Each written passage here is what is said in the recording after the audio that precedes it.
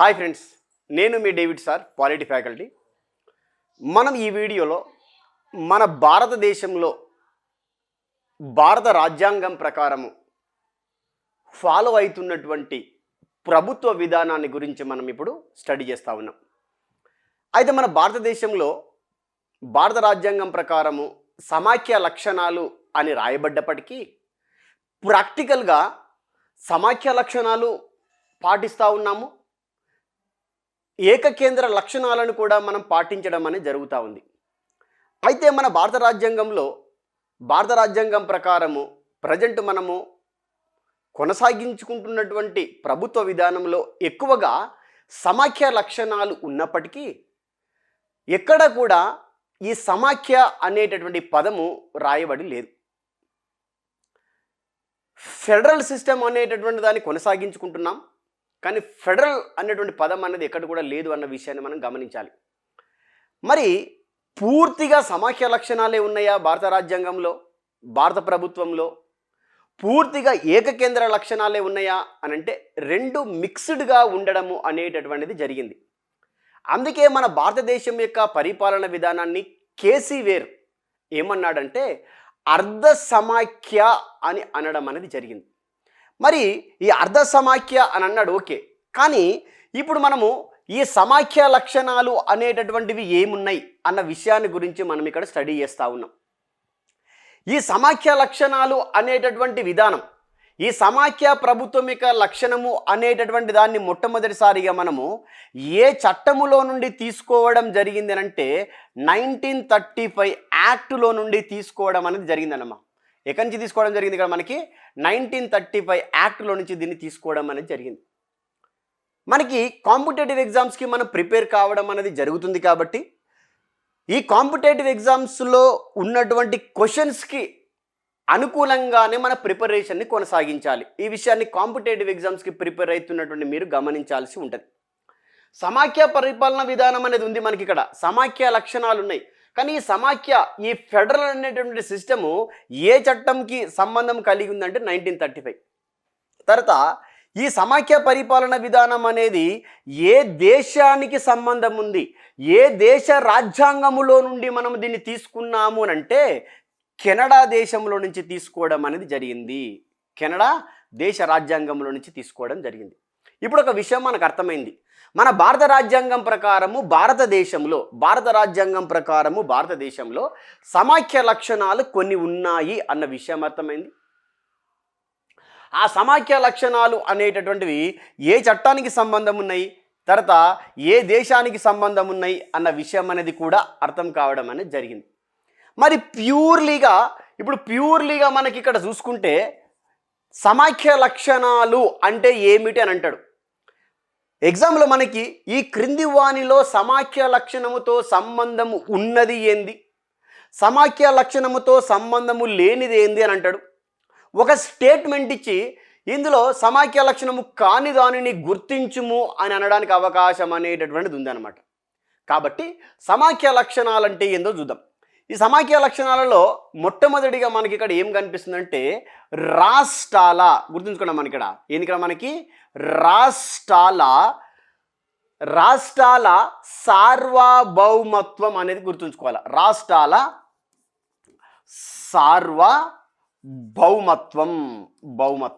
రాష్ట్రాల సార్వభౌమత్వం. మరి ఇక్కడ ఏంది ఈ రాష్ట్రాల సార్వభౌమత్వం అన్న విషయాన్ని ఇక్కడ మనం గమనిస్తామా.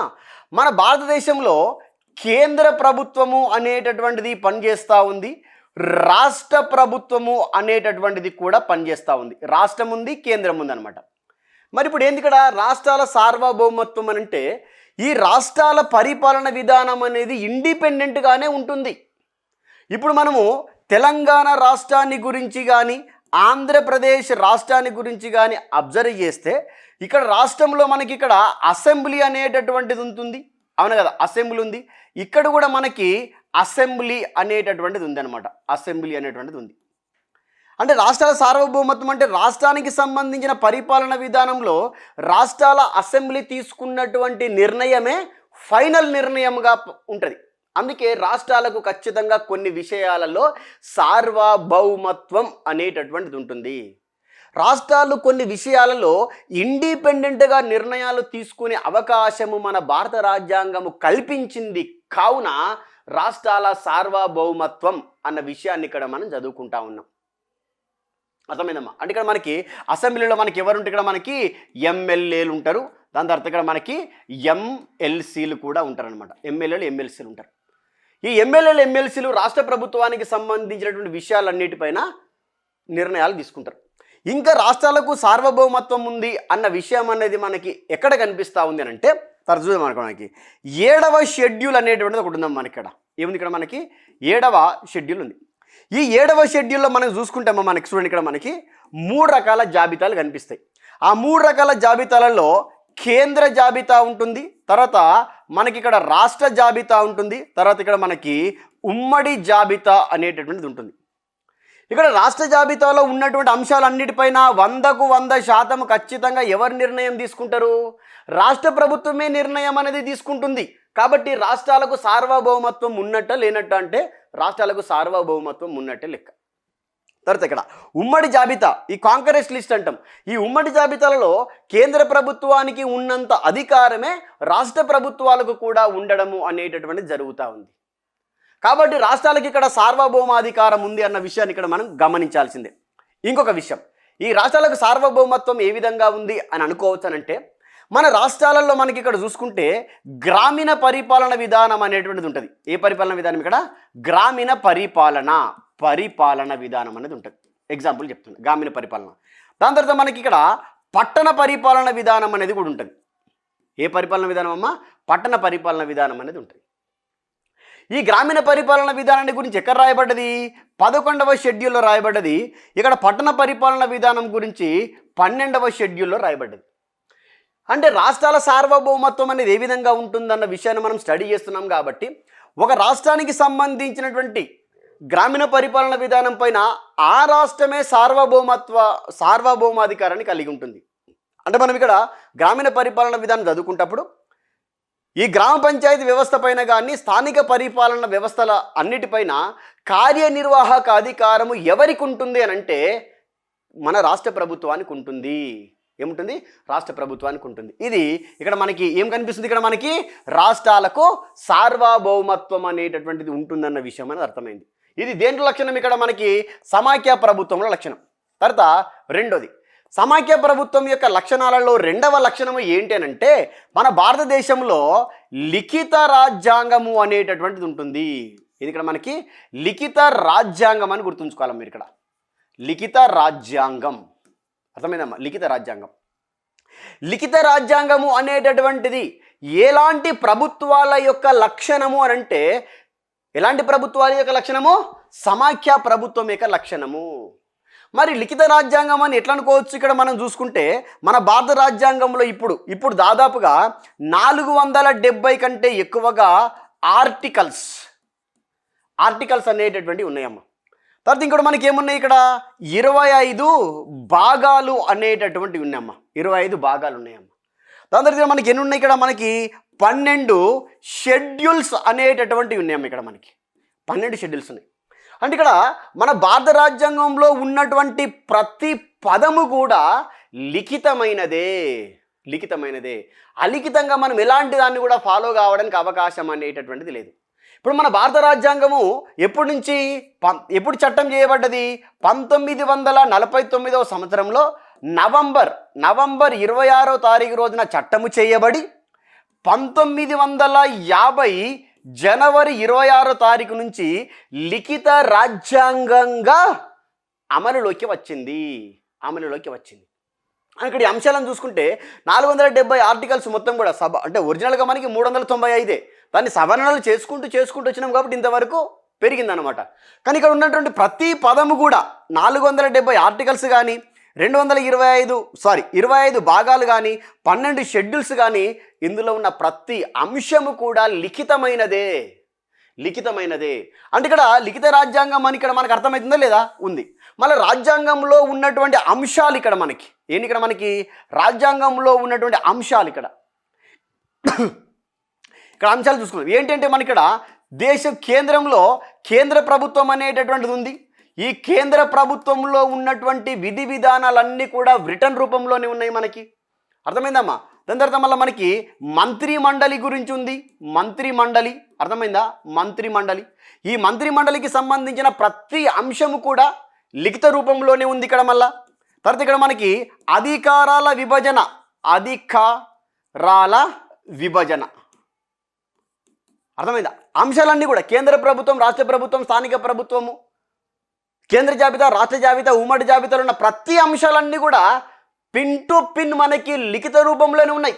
కాబట్టి మనం ఏమనడానికి అవకాశం అనేది ఉంది ఇక్కడ, మనకి లిఖిత రాజ్యాంగం అని అంటాడు. దీనికి అడిషనల్గా మనకి ఏ విధంగా ప్రశ్నలు అడిగే అవకాశం ఉందంటే, భారతదేశంలో మొట్టమొదటి లిఖిత చట్టము ఏది అని అంటే 1773 మొట్టమొదటి లిఖిత చట్టం. ప్రపంచంలో మొట్టమొదటి లిఖిత రాజ్యాంగము అని అంటే అమెరికా రాజ్యాంగం. ప్రపంచంలో మొట్టమొదటి లిఖిత రాజ్యాంగము మరియు పెద్ద రాజ్యాంగము ఏదనంటే భారతదేశం యొక్క రాజ్యాంగం. ప్రపంచంలో చిట్ట చివరి లిఖిత రాజ్యాంగం ఏదనంటే నేపాల్ రాజ్యాంగం. ఈ విషయాలు మనం ఖచ్చితంగా గమనిస్తూ ఉండాల్సిందే. ఈ విధంగా సమాఖ్య ప్రభుత్వం యొక్క లక్షణాలలో రెండోది మనం ఏం చదువుకున్నామనంటే లిఖిత రాజ్యాంగము అని చదువుకున్నాం. తర్వాత ఇదే సమాఖ్య లక్షణాలలో మూడో అంశం ఏంటంటే రాజ్యాంగము యొక్క ఆధిక్యత. ఏం చదువుకున్నాం ఇక్కడ మనము? రాజ్యాంగ ఆధిక్యత. రాజ్యాంగ ఆధిక్యత. రాజ్యాంగం యొక్క ఆధిక్యత అనేటటువంటిది ఎలాంటి ప్రభుత్వం యొక్క లక్షణము అని అంటాడు? సమాఖ్య ప్రభుత్వం యొక్క లక్షణమే.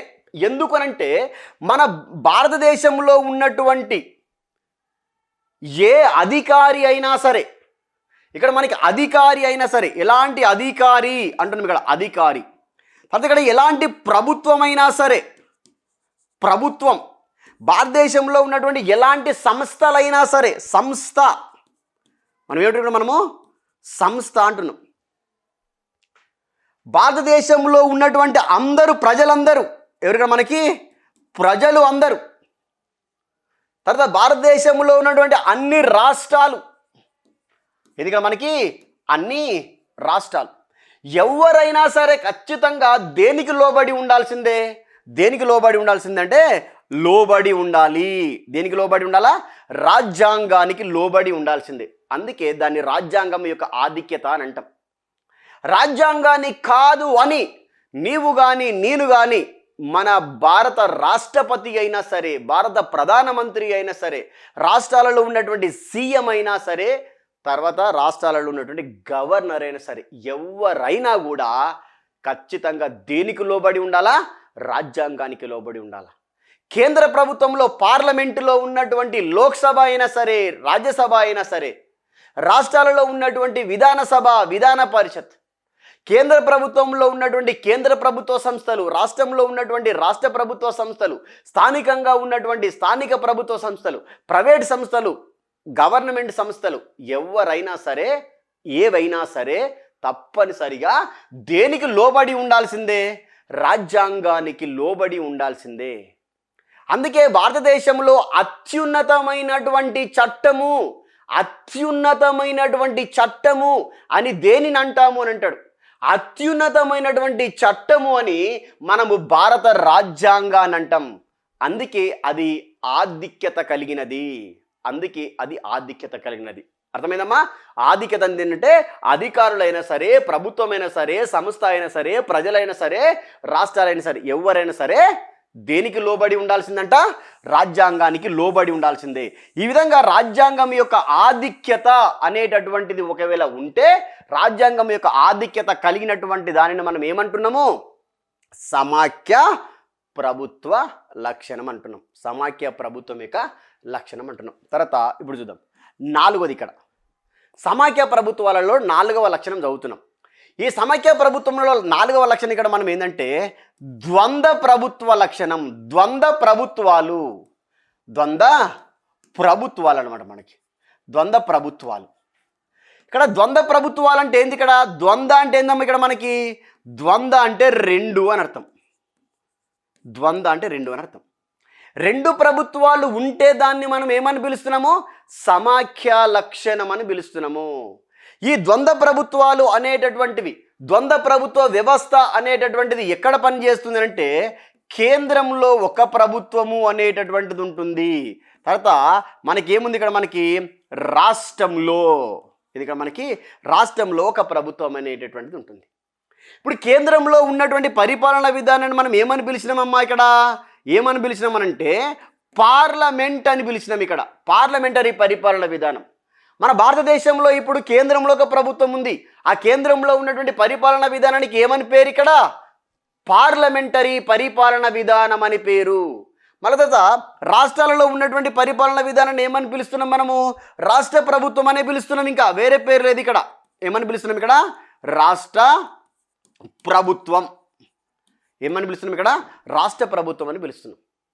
ఈ విధంగా కేంద్రంలో ఒక ప్రభుత్వం, రాష్ట్రంలో ఒక ప్రభుత్వం రెండు పని చేసినట్లయితే దాన్ని మనం ఏ ప్రభుత్వం యొక్క లక్షణం అని పిలుస్తున్నాం? ఇక్కడ సమాఖ్య ప్రభుత్వం యొక్క లక్షణం అని పిలుస్తున్నాం.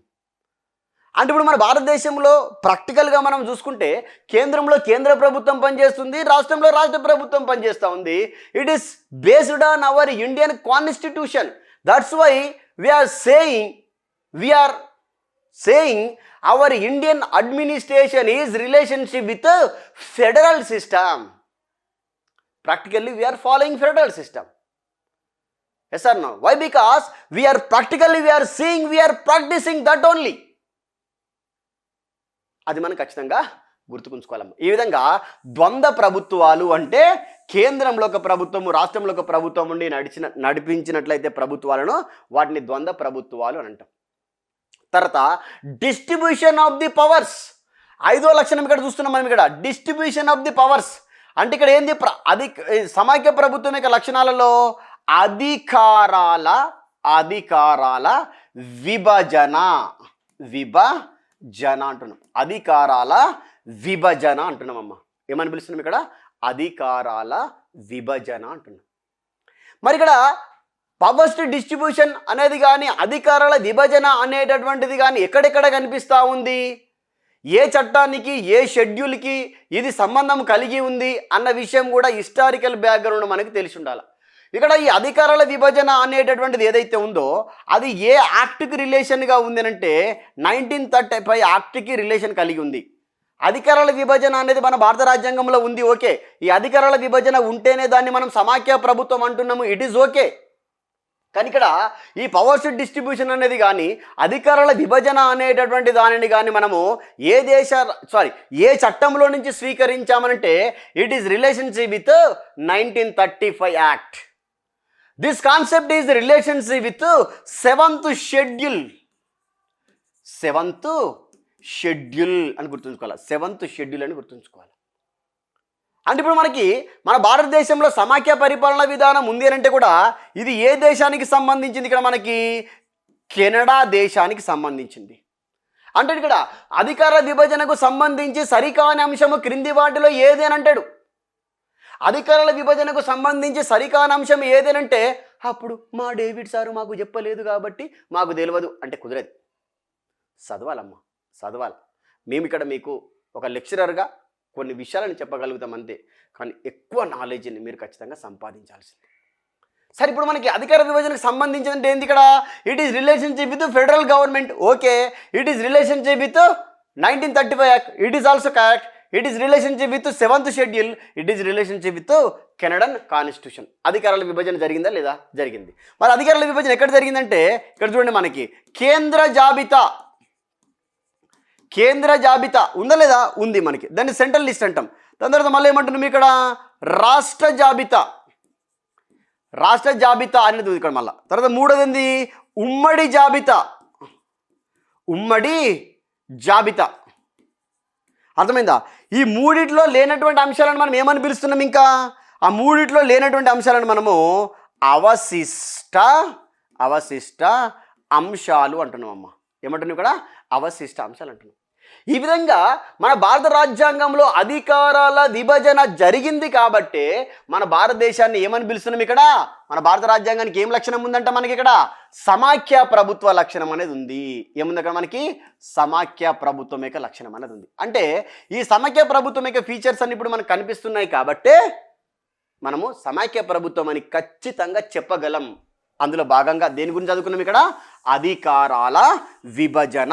దేని గురించి చదువుకున్నామా? అధికారాల విభజన అనే దాని గురించి ఇక్కడ మనము చదువుకోవడం అనేది జరిగింది. ఈ అధికార విభజన అనేటటువంటిది ఎలాంటి ప్రభుత్వం యొక్క లక్షణము అని అంటాడు ఎగ్జామ్లో. ఎలాంటి ప్రభుత్వం యొక్క లక్షణం అన్నప్పుడు మనకి సమైక్య ప్రభుత్వం యొక్క లక్షణం అని చెప్పేసి మీరు ఖచ్చితంగా గుర్తుకుంచుకోవాల్సింది. దీంతో ఇదే ఈ సమైక్య పరిపాలన విధానంలో మళ్ళొక అంశం. ఈ సమైక్య పరిపాలన విధానంలో మళ్ళొక అంశం అంటే మీరు 6వ అంశం చదువుతున్నాం ఇక్కడ మనం. ఈ అంశం ఇంకొకటి ఏంటంటే కాన్స్టిట్యూషనల్ అమెండ్మెంట్. కాన్స్టిట్యూషనల్ అమెండ్మెంట్ అనమాట. దాన్ని రాజ్యాంగ సవరణ విధానం అంటాం మనం ఇక్కడ. రాజ్యాంగ సవరణ విధానం. సవరణ విధానం. ఈ రాజ్యాంగ సవరణ విధానము అనే అంశం గురించి డేవిడ్ సార్ పాలిటీ క్లాస్ అనేటటువంటి యాప్లో ప్రత్యేకంగా ఒక వీడియో చేయడం అనేది జరిగింది. ఒకసారి ఆ వీడియోని మీరు చూసినట్లయితే క్లారిటీగా మీకు మీ డౌట్స్ అన్ని క్లియర్ అవుతాయి. ఇంకోటి ఏంటంటే ఈ సవరణ విధానం పైన ఖచ్చితంగా ప్రశ్న వస్తుంది. కాబట్టి కొంచెం కాన్సన్ట్రేషన్ మీరు చేయాల్సిందే. మరి ఇక్కడ ఈ రాజ్యాంగ సవరణ విధానం అనేది ఏంది? ఇక్కడ ఏ ప్రభుత్వం యొక్క లక్షణం అని అంటే ఇది సమైక్య ప్రభుత్వం యొక్క లక్షణమే. మరి ఇక్కడ ఈ సవరణ చేసే అధికారం ఎవరికి ఉంది? ఈ సవరణ చేసే అధికారం ఎవరికి ఉందంటే పార్లమెంటుకు అధికారం అనేది ఉందమ్మా. మనకి ఇక్కడ పార్లమెంటుకు అధికారం అనేది ఉంది. మరి ఈ పార్లమెంటు ఎన్ని రకాల పద్ధతులలో ఈ రాజ్యాంగ సవరణ చేస్తుంది అంటే 3 రకాల పద్ధతులు. 3 రకాల పద్ధతులు గుర్తుంచుకోండి. 3 రకాల పద్ధతులు. మరి పార్లమెంట్ సవరిస్తుంది. ఎన్ని రకాల పద్ధతులలో సవరిస్తుంది? 3 రకాల పద్ధతులలో సవరిస్తూ ఉంది. మరి పార్లమెంట్కి అధికారం ఎవరిచ్చారు అంటే మన భారత రాజ్యాంగమే ఇచ్చింది. మన భారత రాజ్యాంగం ప్రకారం ఇక్కడ ఏ ఆర్టికల్ ప్రకారం అంటే 368 ఆర్టికల్. ఈ 368 ఆర్టికల్ ప్రకారం రాజ్యాంగాన్ని సవరించే అధికారం ఎవరికి ఉందంట? పార్లమెంట్కి ఉంది. అంటే ఇక్కడ సవరణ విధానము అనేటటువంటిది ఉంది అనంటే సవరణ విధానం అనేటటువంటి కాన్సెప్ట్ని మనము ఏ రాజ్యాంగంలో ఎలాంటి ప్రభుత్వంలో భాగంగా చదువుకుంటున్నామో సమైక్య ప్రభుత్వంలో భాగంగా చదువుకుంటా ఉన్నాం.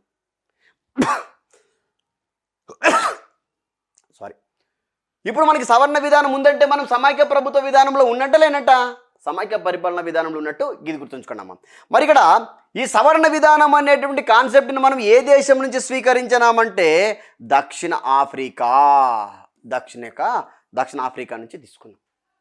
ఇప్పుడు ఎగ్జాంపుల్ ఒకవేళ మనం చూసుకుంటే చూడండి 73 అమెండ్మెంట్ కానీ 74 అమెండ్మెంట్ కానీ 42 అమెండ్మెంట్ కానీ 44 అమెండ్మెంట్ కానీ 01 అమెండ్మెంట్ కానీ ఇవన్నీ జరిగినాయి. అర్థమైందా? ఇక్కడ 73 అమెండ్మెంట్ ఏంది? ఇక్కడ మనకి గ్రామీణ పరిపాలన విధానం గురించి తెలియజేస్తుంది. ఇదేమో మున్సిపల్ విధానం గురించి తెలియజేస్తుంది.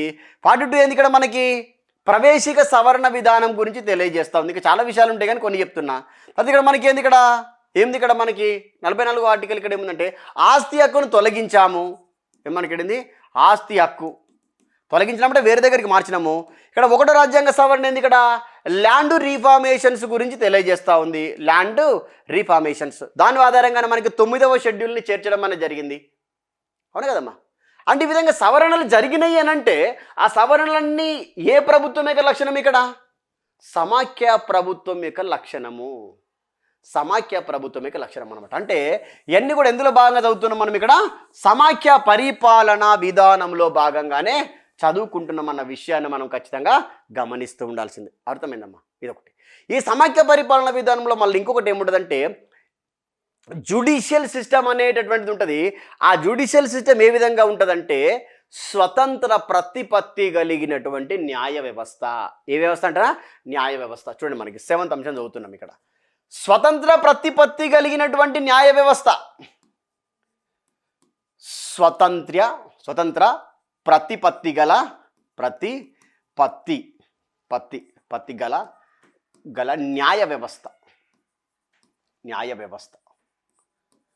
వ్యవస్థ ఉందన్నమాట. స్వతంత్ర ప్రతిపత్తి కలిగినటువంటి న్యాయ వ్యవస్థ. అంటే ఇక్కడ స్వతంత్ర ప్రతిపత్తి కలిగినటువంటి న్యాయ వ్యవస్థ అనేటటువంటిది సమైక్య ప్రభుత్వం యొక్క లక్షణమే, ఏకకేంద్ర ప్రభుత్వం యొక్క లక్షణమే అన్న విషయాన్ని గమనించండి. మరి ఇక్కడ సమైక్య ప్రభుత్వ పరిపాలన విధానంలో భాగంగా మన భారతదేశానికి ఇండిపెండెంట్ జ్యుడిషియల్ సిస్టమ్ ఉందా లేదా? ఉంది. ఆ ఇండిపెండెంట్ జ్యుడిషియరీ సిస్టమ్ని మనం ఏమని పిలుస్తున్నాం? ఇక్కడ సుప్రీం కోర్ట్ అంటున్నాం. ఇక్కడ మనము ఏమంటున్నాము? సుప్రీం కోర్ట్ అంటున్నాం. మరి ఈ సుప్రీంకోర్టు యొక్క చారిత్రక నేపథ్యాన్ని చూస్తే ఈ సుప్రీంకోర్టుని 1773 యాక్ట్ ప్రకారము 1774లో ఎక్కడ ఏర్పాటు చేశారు? కలకత్తాలో ఏర్పాటు చేశారు. మళ్ళీ ఇక్కడ ఈ సుప్రీంకోర్టు అనేటువంటి దాన్ని కొంచెం డెవలప్ చేసుకుంటూ వచ్చి దాని ఒక ఫెడరల్ కోర్టు సిస్టంగా మార్చినారు. ఎప్పుడు? 1935 యాక్ట్ ప్రకారం ఇక్కడ ఫెడరల్ కోర్టుగా అది మారింది. ఫెడరల్ కోర్టుగా మారింది. దాని తర్వాత ఏం చేసినారు ఇక్కడ దీని వల్ల? 1950 జనవరి 28వ తారీఖు రోజున భారతదేశం యొక్క న్యాయ వ్యవస్థగా మార్చడం అనేది జరిగింది. భారతదేశం యొక్క న్యాయ వ్యవస్థగా మార్చి భారత రాజ్యాంగంలో చేర్చి ఇండిపెండెంట్ జ్యుడిషియరీ సిస్టమ్గా స్వతంత్ర ప్రతిపత్తి కలిగినటువంటి న్యాయ వ్యవస్థగా దాన్ని కొనసాగించారు. ఇప్పుడు ఢిల్లీలో కొనసాగుతుంది. మొట్టమొదటిసారిగా కలకత్తాలో ఉండే, కలకత్తా నుంచి ఢిల్లీకి మారింది. ఢిల్లీలో పని చేసుకుంటూ వచ్చి మన భారత రాజ్యాంగం ప్రకారము స్వతంత్ర ప్రతిపత్తి కలిగినటువంటి న్యాయ వ్యవస్థ అంటే సుప్రీంకోర్టు ఉంటుంది, హైకోర్టు ఉంటాయి. కానీ ఇవన్నీ కూడా ఏకకేంద్ర న్యాయ వ్యవస్థ, స్వతంత్ర ప్రతిపత్తి కలిగినటువంటి న్యాయ వ్యవస్థగానే ఉంటాయి. అంటే సుప్రీంకోర్టు కిందనే హైకోర్టు అని పని చేయాల్సి ఉంటుంది అన్న విషయాన్ని ఇక్కడ మనం గమనిస్తూ ఉండాలి. ఈ యొక్క న్యాయ వ్యవస్థ గురించి మనం చదువుతున్నటువంటి క్రమంలో ఈ ఇండిపెండెంట్ జ్యుడిషియరీ సిస్టమ్ అనేది దేనికి సంబంధం కలిగి ఉందంట? అది సమాఖ్య పరిపాలన విధానానికి సంబంధం కలిగి ఉంది. ఇది మనకి యాప్లో ప్రత్యేకంగా మనకి న్యాయ వ్యవస్థ అంటే ఏంది, సుప్రీంకోర్టు అంటే ఏంది, హైకోర్టు అంటే ఏంది, సుప్రీంకోర్టు అధికారాలు, హైకోర్టు అధికారాలు, సుప్రీంకోర్టుకు పనిచేసినటువంటి ప్రధాన న్యాయమూర్తుల లిస్టు, న్యాయమూర్తుల యొక్క నియామక విధానం, హైకోర్టు కూడా సేమ్ ఆల్సో అట్ల విధంగా ప్రత్యేకంగా మనం అక్కడ వీడియోస్ చేయడం అనేది జరిగింది. కాబట్టి వాటిని మీరు ఖచ్చితంగా ఒకసారి చాలా జాగ్రత్తగా వినండి. టెస్ట్ సిరీస్ కూడా ఉంది కాబట్టి టెస్ట్ సిరీస్ని కూడా మీరు అక్కడ రాయనమ్మా. ఇది అంటే ఇక్కడ మనకి దీని గురించి మనం ఎందుకు చదువుకోవాల్సి వచ్చిందంటే it is the part of the our federal government system. It is the part of the our federal government system అనమాట. ఇక మనం ఇంకొక అంశాన్ని ఇక్కడ చదువుతున్నాం, చివరంశము. ఈ సమాఖ్య ప్రభుత్వం యొక్క లక్షణాలలో మనకి ఇక్కడ ద్వంద్వ పౌరసత్వం.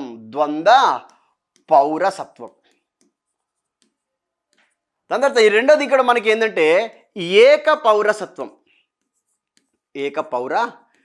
అనమాట.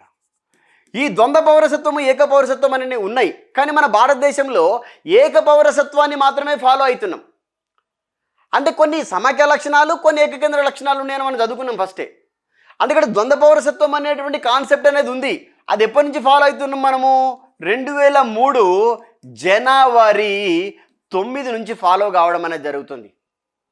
దాన్ని మనం ఏమంటామంటే ప్రవాస భారతీయ దివాస్ అంటాం. ప్రవాస భారతీయ దివాస్ అంటాం. ఈ ప్రవాస భారతీయ దివాస్ అనేటువంటి కాన్సెప్ట్ దేని యొక్క లక్షణము? ద్వంద్వ ప్రభుత్వం యొక్క లక్షణం. అంటే ద్వంద్వ ప్రభుత్వం యొక్క లక్షణాన్ని మనం ఏ దేశ రాజ్యాంగం నుంచి తీసుకున్నామని అంటాడు? అమెరికా దేశం నుంచి తీసుకున్నాం. దీన్ని స్విట్జర్లాండ్లో కూడా ఉందనుకోండి. మరి ఏకకేంద్ర ప్రభుత్వం యొక్క లక్షణాన్ని మనం ఫాలో అవుతున్నామంటే దేశంలో ఉన్నటువంటి పౌరులందరికీ ప్రస్తుతము మన భారతదేశము ఏక పౌరసత్వాన్ని మాత్రమే ఇచ్చింది. దాన్నే సింగిల్ సిటిజన్షిప్ అంటాం. అంటే సింగిల్ సిటిజన్షిప్ అనేది కానీ లేకపోతే డ్యూయల్ సిటిజన్షిప్ అనేటటువంటిది కానీ it is a part of our federal government system. ఈ విధంగా అనమాట. అది ఇక్కడ ఈ ద్వంద్వ పౌరసత్వం అయినా సరే, ఏక పౌరసత్వం అయినా సరే, ఈ పౌరసత్వం యొక్క అంశాలపైన మొట్టమొదటిసారిగా ఎప్పుడు చట్టం చేయబడ్డదంటే పౌరసత్వం పైన 1955లో మొట్టమొదటిసారిగా చట్టం చేశారు. దాని తర్వాత ఏం చేశారు? 2019లో కూడా ఒక చట్టం చేశారు. ఇది చివరి చట్టం. 2019లో కూడా పౌరసత్వం పైన చట్టం చేయడం అనేది జరిగింది. ఇది చివరి చట్టం అన్నమాట. కాబట్టి ఇవి గుర్తుంచుకోండి. అంటే పౌరసత్వం పైన చట్టాలు చేసే అధికారం అనేటువంటిది ఎవరికి ఉంటుంది అంటే పార్లమెంట్కే ఉంటుంది. ఈ పౌరసత్వం పైన చట్టాలు చేసే అధికారం ఎవరికి ఉంటుంది? పార్లమెంట్కే ఉంటుంది. మరి పార్లమెంట్కి ఏ ఆర్టికల్ ప్రకారం ఉంటుందంటే 11వ ఆర్టికల్ ప్రకారం ఉంటుందమ్మా. 11వ ఆర్టికల్ పై అధికారం అనేది ఉంటుంది. ఈ 11వ ఆర్టికల్ని బేస్ చేసుకొని మన భారతదేశంలో ద్వంద్వ ఏక పౌరసత్వాలు ఇస్తున్నారు. మొట్టమొదటిసారిగా పౌరసత్వ చట్టాన్ని 1955లో చేశారు. లాస్ట్ సారి 2019లో చేశారు. సరే, ఏదేమైనా దీని గురించినటువంటి అడిషనల్ ఇన్ఫర్మేషన్ మనకు కానీ ఈ ప్రభుత్వం యొక్క ఫీచర్, ఈ ప్రభుత్వం యొక్క లక్షణము అనేటటువంటిది ఎలాంటి ప్రభుత్వం యొక్క లక్షణం అంటే ఇది సమాఖ్య ప్రభుత్వం యొక్క లక్షణము. ఏ ప్రభుత్వం యొక్క లక్షణం అంటే అంతా సమాఖ్య ప్రభుత్వం యొక్క లక్షణము అన్నటువంటి విషయాన్ని మీరు ఇక్కడ ఖచ్చితంగా గమనించాల్సిందమ్మా. ఇది సమాఖ్య ప్రభుత్వ లక్షణానికి సంబంధించినటువంటి కొన్ని లక్షణాలు.